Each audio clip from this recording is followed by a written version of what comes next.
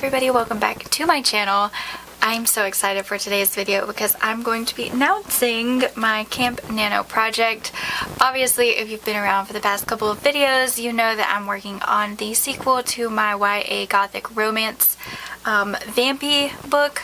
So what we're doing today is kind of wrapping our head around that because I've never written a sequel. Silhouettes of you are like a taunt. Never really know just what you want. So I kind of have a list of questions that I want to be brainstorming and thinking on, just so that I know like what I'm bringing into this next book from the previous book.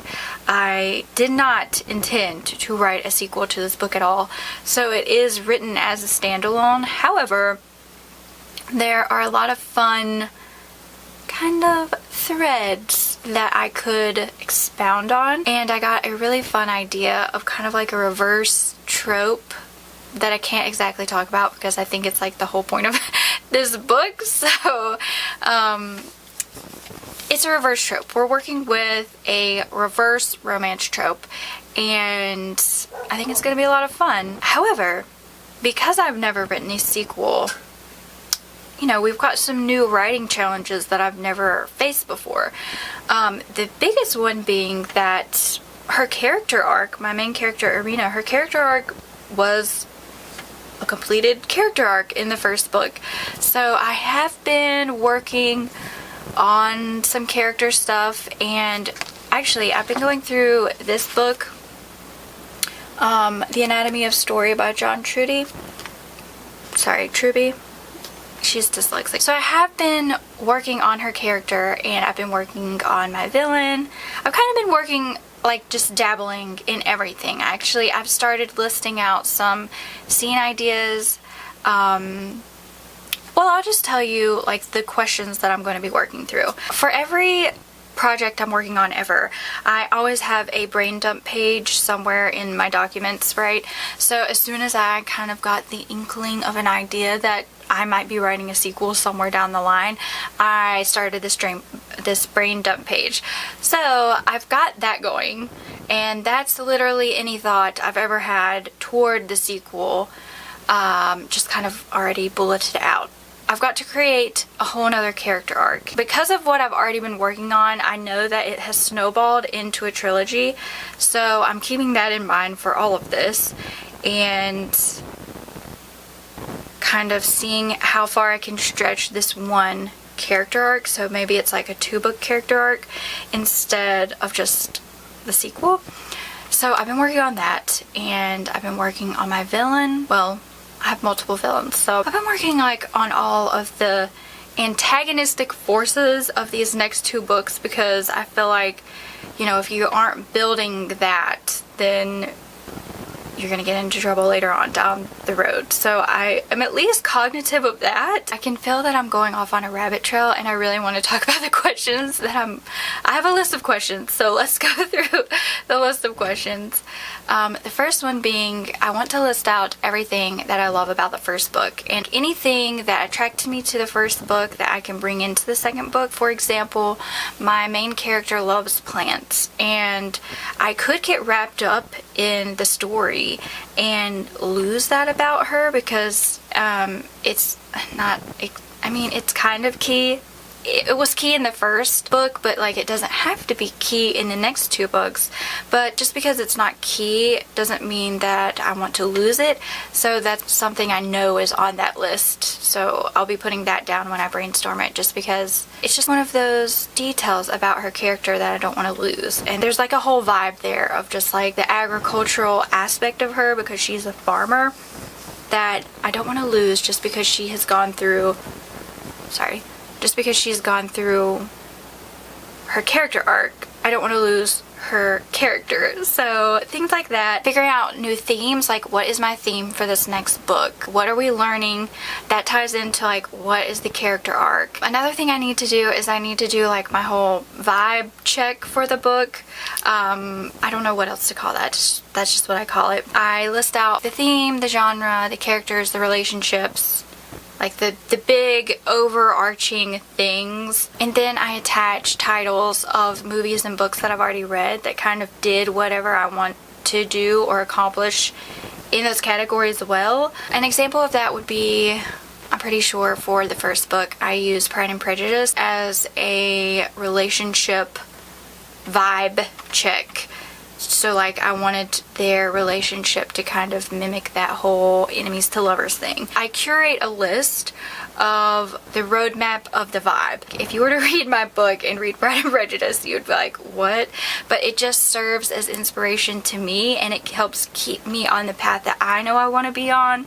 So I don't know if that makes any sense to anyone else, but I do that for genre, theme, character relationships. Sometimes I do it just for the characters. If I feel like a certain character went through a character arc that's very similar to the character I'm working with, I'll just list that character down. It's just like a vibe check. That's like literally all it is. And actually it's a lot of fun to do. Plotting and drafting in general are like, that's where I love the writing process the most. Editing, not so much, but anyways, what else? So like I said, I've kind of already been dabbling in the character recipes, but I need to really hone in on that because if you can't tell, I'm a little nervous about the fact that I wrote my main character's character arc and now I have to expound on her character, and I'm hoping that I can do it in like a seamless way from book 1 to book 2 to book 3. So that's just something I've never done before. So I need to do things like establish her goal, her motivation, her fears, because we kind of have to keep those going if we're going to have any sort of story at all. And I need to do that for my, I guess, antagonistic forces as well. Really, I need to do this with our love interest as well, and probably one of my key side characters. Really, as much of this character development that I can do up front is going to really help me later on. And then lastly, before I get into the actual plotting and the character scene outlines, I want to jot down any storylines that I know I need to follow. Even though my first book was a standalone, there were a couple of threads that I kind of left open for myself, in case I did want to come back to the world, so I know that I have to bring those back into book 2.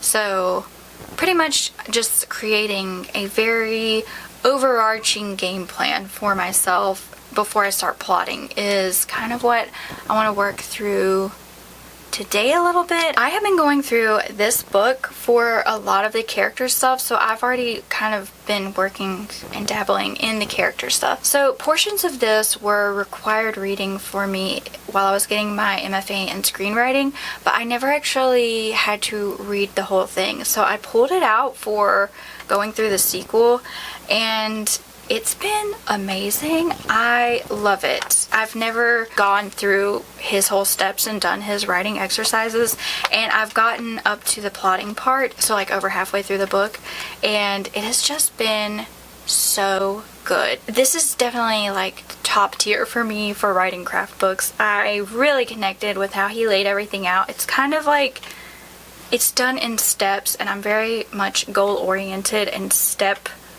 oriented. Like, give me one focus, let me do that one thing, let me check it off and then move on. And that is exactly kind of how this whole process operates. I'm going to be going through this for the plot as well. I just want to integrate it into what I already do. So yeah, I think it's going to be a lot of fun. I don't think I'll get into note cards today, but yeah, we'll see. So this is going to be like just kind of like a whole long vlog of how I am starting my sequel, and I guess I just gave you the game plan, and now we're just going to do some execution here.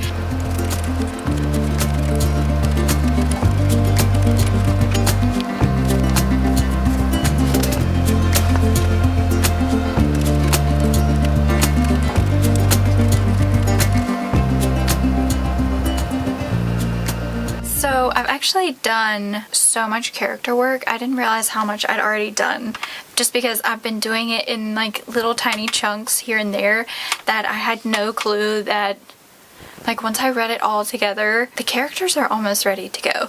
So that is actually super exciting. But something cool that just happened, I was trying to think about books that have similar themes to mine, and I realized that I could totally pull inspiration from Frankenstein, which is awesome. Obviously, I'm writing a Gothic book, and so the fact that I kind of found myself in this Frankenstein arena is super exciting.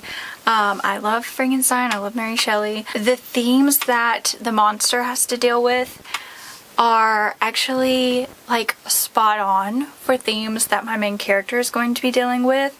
So I was looking up quotes, and there's like some really good ones. I'm definitely going to pull some quotes and put them in my vision board, which is another thing that I need to do before we start Nano, because I made a vision board for the first one and it was a lot of fun to do, and I really think that it will help me kind of solidify some of the things that I'm doing with this second book, just to have like a visual representation. I'm very visual. Maybe I should even reread Frankenstein. So one of the reasons I kind of attach these books that have already been done to like different categories within my book, theme, character, relationship, all that, is so that I can start kind of pulling comp titles. So we're definitely going to be looking at Frankenstein. It's not going to be a true comp title, but I definitely think I might put it on my TBR for this book. Also for this book, I already read A Court of Mist and Fury, but there's a part within that book, like not the relationship between the two main characters, but their bond and how they communicate and how she wove that into the story. That is a kind of trope that I'm going to be playing with in this sequel, that kind of fits really well with the whole paranormal thing. It's not, I'm not doing like a mating bond or anything like that, but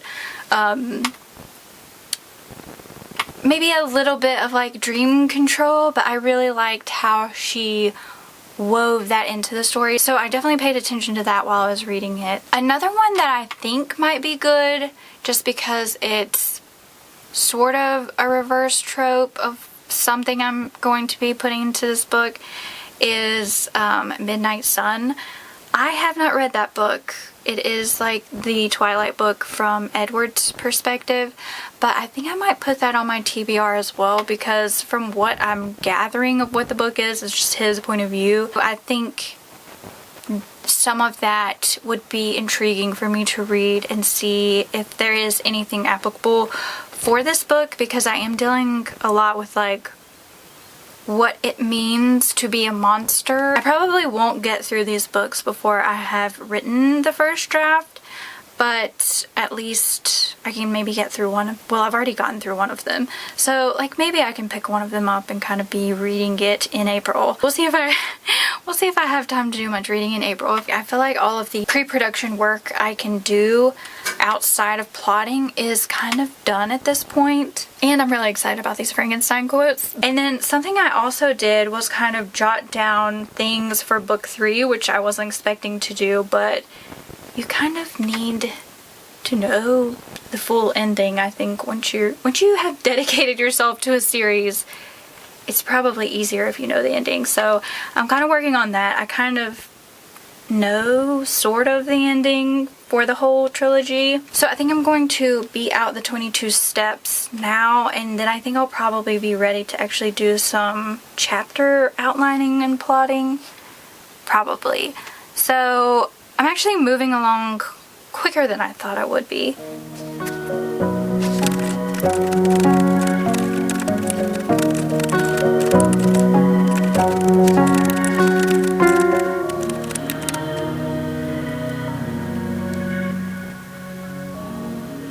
Okay, so I just got through the 22 steps in the Anatomy of Story, and the coolest thing I think within this framework is the reveals. You have to come up with 3 reveals, and they all have to build off of one another, and that's like the only part I'm still sort of finding. I have at least 2, and I'm just trying to figure out emotionally which ones are actually more intense, because they're supposed to build off of each other. I want to make sure I have them in like the best order they could be in, but also I kind of don't know what that third one is, so it's making it a little difficult. I am wondering if I just keep pushing forward, if it will come to me as I kind of stay in the story more. So I guess I'm gonna keep going and just hope that something happens and I figure out exactly the reveal pattern that I'm going for. So I don't quite remember where I left off in the process with you guys, but I'm pretty sure I had worked through these 22 beats. So what I'm gonna do now is create my scene outline. I'm plan on juggling the beats of these two books, the Romancing the Beat plot lines, and this book, the 22 beats that I did last time you saw me. And I'm going to take the Blake Snyder beat sheet and I'm just kind of going to create something out of all three of those plot lines that I have already figured out.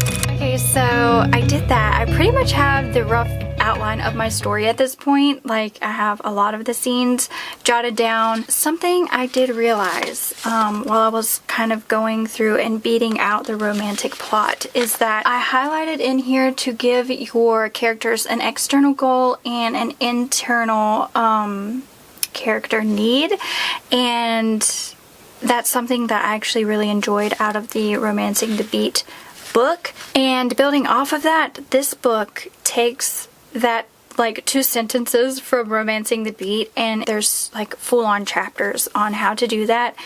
And so like it's no wonder that I like this book. It's just kind of right up my alley. But also, if you haven't read it and you plot your books and stuff, even if you don't plot your books, this is more so, it's not necessarily plotting your book. I mean, it literally is the anatomy of a story. The largest like guts of it, I would say, is more so character development and talking about beats that you want to hit in your story that kind of all stories contain. So it's not necessarily the nitty-gritty of scene plotting. It does have chapters where it goes into like creating good scenes and things like that, but it's not so much plotting more so as it is building your book from scratch, if that makes any sense. I highly recommend this book. I have loved working through it, but I kind of think using it with Blake Snyder's beats and Gwen Hayes' romantic beats has really just, this might be the strongest plot I've ever done. I don't know if it's just because I have multiple books under my belt at this point and you just continue to get better, or if it's just that I kind of found my golden trifecta of book plotting. I don't know, but I am really happy with the rough draft of this. What I'm going to do now is go through it again and see if I can dig just a little deeper, and then I'm going to start putting it on note cards. I'm going to do 2 sets of note cards, one so that I can put up here on our plotting wall, and another so I can just carry it around with me wherever I go while I'm plotting during April. So yeah.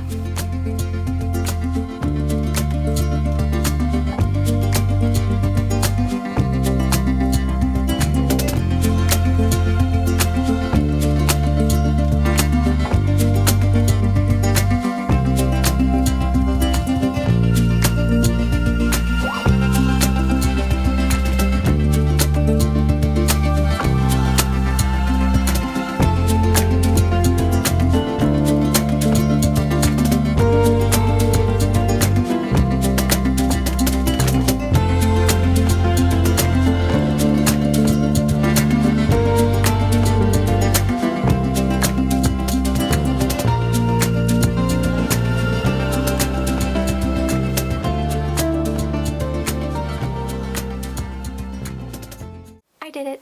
I have officially plotted out every scene of this novel. I am super excited about it. I also spilled coffee all over my index cards, but I mean, did you really plot out every scene of your novel if you didn't spill coffee on your index cards? Like, no, not if you're me, you didn't. So pretty much they're gonna smell like coffee for a while, which is not the worst thing that's ever happened to me. But yeah, I'm super excited, and I think I've figured out what I want my actual Camp NaNo goal to be. So because April marks the beginning of a new quarter, I've actually been thinking like of my quarterly goals, and so this came out of that. And also I think it probably came out of the fact that I've been dabbling a lot in indie publishing, and a lot of those authors crank out books really fast, and so it kind of got me curious to know like what is the length of time that I need to write a quality book. And so I decided to issue myself a challenge of writing one book in one quarter. And like the finish line of that goal would be getting a book to query ready, or in the indie publishing realm, I would think it would be like editor ready, where you're like ready to send it off to your editor. So with that being said, I kind of planned out the markers I thought I would need to be at for each week of the 13 weeks inside of a quarter. And I need to realistically be at 40,000 words in April. Now, that is a little harsher than it actually needs to be. It's kind of giving me some padding in there, which would be nice to have, I'm not gonna lie. But I think I'm gonna put my hard goal for April at 30,000 words, and then my stretch goal at 40,000 words. So yeah, I'm pretty intrigued by this challenge. I've never pushed myself that hard before. I've never really pushed myself to finish a book within a certain deadline outside of NaNoWriMo. So I have written the first draft of a book in a month, one time. So really I have no idea what a realistic time frame for me to finish a book even looks like, and actually to get it to the quality that I'm talking about. So issuing myself this goal is kind of a way to give myself a deadline and to see how hard I have to work to hit it, and see if that actually fits into my life. So yeah, it's pretty much just like a personal writing experiment that I am doing for myself, just to see like what could come of it. What if I really enjoy writing a book in a quarter? I don't know. I'm gonna find out. But if you're curious to see where this goes, don't forget to like and subscribe. And also, if you are participating in NaNoWriMo, Camp NaNo for April, let me know in the comments. Let me know what you are working on. Good luck, everybody, and I can't wait to see you in the next one. Bye!